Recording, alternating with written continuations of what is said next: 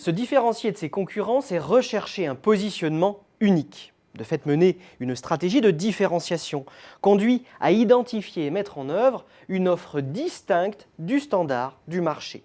Et si cette offre est attractive pour le client, elle doit aussi permettre à l'entreprise de s'affranchir d'une concurrence frontale et en conséquence d'obtenir des marges supérieures à celles de ses rivaux.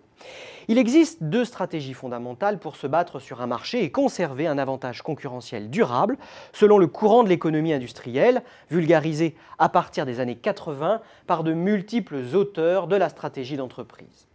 D'abord, la domination par les coûts. Dans ce cas de figure, l'entreprise peut par exemple rechercher des effets volumes ou encore optimiser sa chaîne de valeur pour obtenir des coûts unitaires plus faibles que la concurrence. Cet avantage de coût lui procurera des marges supérieures. A contrario, elle peut proposer une offre originale, parfaitement identifiable par le client. Là aussi, c'est un travail sur l'ensemble de la chaîne de valeur qui va permettre de présenter un produit identifié comme unique. C'est la stratégie de différenciation. Ces stratégies de base ont été schématisées par Michael Porter dans son ouvrage Competitive Advantage selon la célèbre matrice suivante. Dans ce schéma didactique, les stratégies de différenciation apparaissent dans les cadrans 3 et 4 colorés en mauve.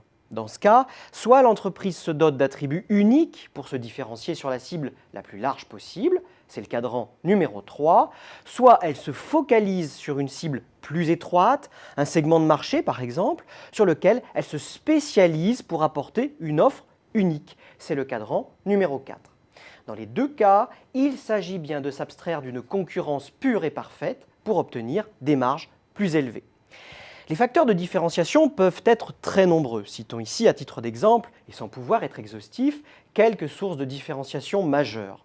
Des fonctionnalités spécifiques du produit, un niveau de performance inégalé, une innovation difficilement imitable, des services associés originaux, une technologie sophistiquée ou exclusive, la hauteur de gamme, la force de l'image et de la marque, ou encore un circuit de distribution spécifique. Une autre approche considère trois grandes manières de mener une stratégie de différenciation. Elles sont résumées dans le schéma suivant.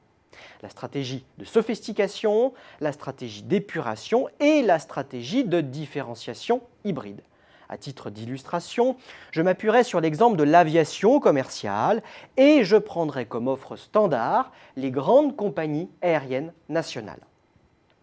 La stratégie de sophistication consiste à proposer une offre supérieure à celle des concurrents, perçue et valorisée comme telle par les clients. Elle s'appuie généralement sur la capacité de l'entreprise à acquérir des actifs spécifiques uniques, comme des savoir-faire, des brevets ou encore des marques, lui permettant de rendre son offre réellement distinctive.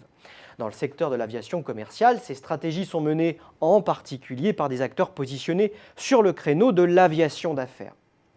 La stratégie d'épuration, appelée aussi stratégie low cost, vise à proposer une offre très attractive sur le plan tarifaire par le sacrifice de certains postes de coûts jugés superflus.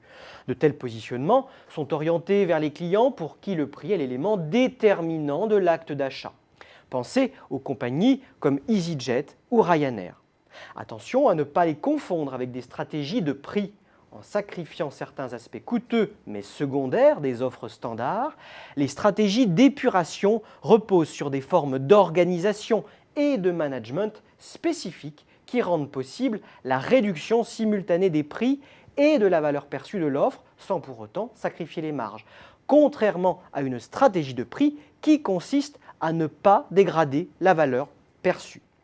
Enfin, la stratégie de différenciation hybride se situe, comme son nom l'indique, à la confluence des stratégies de sophistication et d'épuration. Concrètement, l'entreprise cherche à concilier attractivité tarifaire et un certain degré de sophistication, comme le font par exemple les compagnies du Moyen-Orient, comme Emirates ou Etihad, qui disposent d'un haut niveau de service tout en bénéficiant de structures de coûts faibles. Ces stratégies sont particulièrement adaptées aux phases de conquête de marché, mais elles peuvent également être durables quand l'entreprise parvient à faire de ce positionnement spécifique une arme de verrouillage du marché.